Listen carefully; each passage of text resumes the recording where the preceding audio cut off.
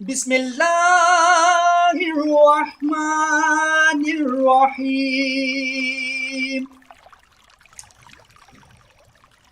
شروع اللہ کے نام سے جو سب پر مہربان ہے، بہت مہربان ہے۔ قسم ہے ان ہواؤں کی جو گرد اڑا کر بکھیر دیتی ہیں، پھر ان کی جو بادلوں کا بوجھ اٹھاتی ہیں، پھر ان کی جو آسانی سے رواں دواں ہو جاتی ہیں، پھر ان کی جو چیزیں تقسیم کرتی ہیں کہ جو وعدہ تم سے کیا جا رہا ہے وہ یقینی طور پر سچا ہے اور اعمال کا بدلہ یقیناً مل کر رہے گا۔ قسم ہے راستوں والے آسمان کی کہ تم متضاد باتوں میں پڑے ہوئے ہو۔ اس آخرت کی حقیقت سے وہی منہ موڑتا ہے جو حق سے بالکل ہی مڑا ہوا ہے۔ خدا کی مار ہو ان پر جو عقیدے کے معاملے میں اٹل پچو باتیں بنایا کرتے ہیں، جو غفلت میں ایسے ڈوبے ہیں کہ سب کچھ بھلائے بیٹھے ہیں۔ پوچھتے ہیں کہ جزا و سزا کا دن کب ہوگا؟ اس دن ہوگا جب انہیں آگ پر تپایا جائے گا کہ چکھو مزہ اپنی شرارت کا۔ یہی ہے وہ چیز جس کے بارے میں تم یہ مطالبے کرتے تھے کہ وہ جلدی آ جائے۔ متقی لوگ بے شک باغوں اور چشموں میں اس طرح رہیں گے کہ ان کا پروردگار انہیں جو کچھ دے گا اسے وصول کر رہے ہوں گے۔ وہ لوگ اس سے پہلے ہی نیک عمل کرنے والے تھے۔ وہ رات کے وقت کم سوتے تھے اور سحری کے اوقات میں وہ استغفار کرتے تھے، اور ان کے مال و دولت میں سائلوں اور محروم لوگوں کا باقاعدہ حق ہوتا تھا۔ اور ان کے لیے جو یقین کرنے والے ہوں زمین میں بہت سی نشانیاں ہیں، اور خود تمہارے اپنے وجود میں بھی، کیا پھر بھی تمہیں دکھائی نہیں دیتا؟ اور آسمان ہی میں تمہارا رزق بھی ہے اور وہ چیز بھی جس کا تم سے وعدہ کیا جا رہا ہے۔ لہذا آسمان اور زمین کے پروردگار کی قسم، یہ بات یقیناً ایسی ہی سچی ہے جیسے یہ بات کہ تم بولتے ہو۔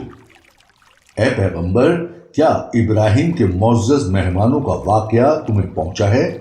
جب وہ ابراہیم کے پاس آئے تو انہوں نے سلام کہا۔ ابراہیم نے بھی سلام کہا اور دل میں سوچا کہ یہ کچھ انجان لوگ ہیں۔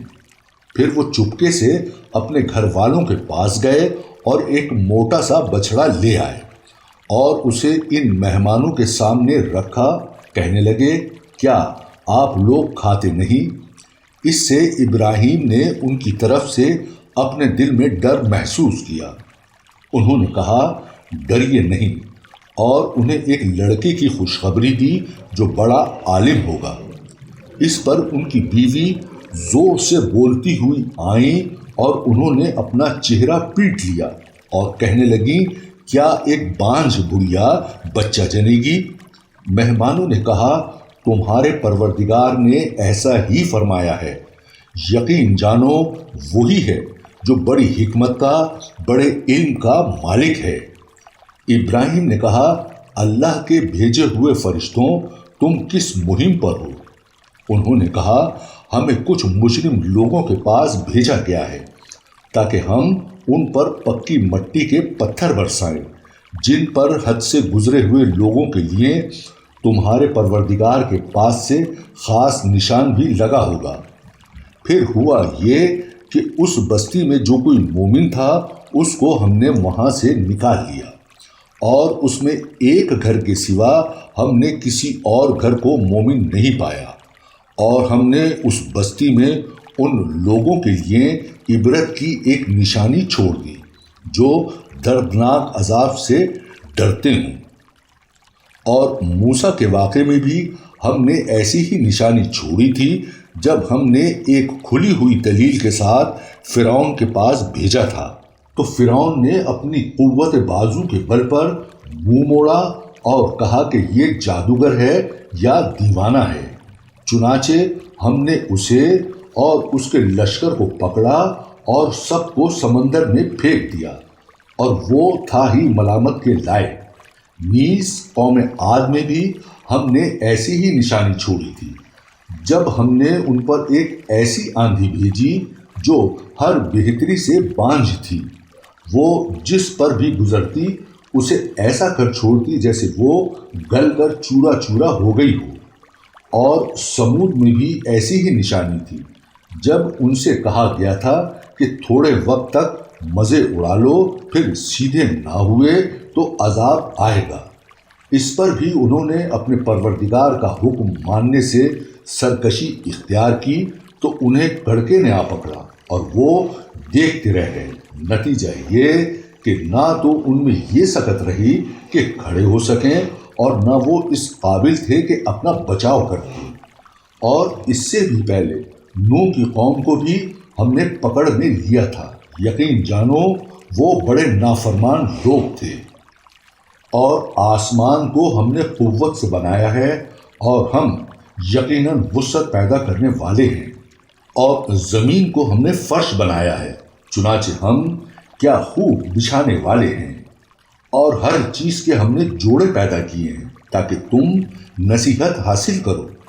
لہذا دوڑو اللہ کی طرف، یقین جانو میں اس کی طرف سے تمہارے لیے صاف صاف خبردار کرنے والا بن کر آیا ہوں۔ اسی طرح ان سے پہلے جو لوگ تھے ان کے پاس بھی کوئی پیغمبر ایسا نہیں آیا جس کے بارے میں انہوں نے یہ نہ کہا ہو کہ جادوگر ہے یا دیوانہ ہے۔ کیا یہ ایک دوسرے کو اس بات کی وصیت کرتے چلے آئے ہیں؟ نہیں، بلکہ یہ سرکش لوگ ہیں۔ لہذا اے پیغمبر تم ان سے بے رخی اختیار کرو، کیونکہ تم قابل ملامت نہیں ہو، اور نصیحت کرتے رہو، کیونکہ نصیحت ایمان لانے والوں کو فائدہ دیتی ہے۔ اور میں نے جنات اور انسانوں کو اس کے سوا کسی اور کام کے لیے پیدا نہیں کیا کہ وہ میری عبادت کریں۔ میں ان سے کسی قسم کا رزق نہیں چاہتا اور نہ یہ چاہتا ہوں کہ وہ مجھے کھلائیں۔ اللہ تو خود ہی رزاق ہے، مستحکم قوت والا۔ اب تو جن لوگوں نے ظلم کیا ہے ان کی بھی ایسی ہی باری آئے گی جیسے ان کے پچھلے ساتھیوں کی باری آئی تھی، اس لیے وہ مجھ سے جلدی عذاب لانے کا مطالبہ نہ کریں۔ غرض جن لوگوں نے کفر اختیار کیا ہے ان کی اس دن کی وجہ سے بڑی خرابی ہوگی جس کا ان سے وعدہ کیا جا رہا ہے۔ صدق اللہ العظیم۔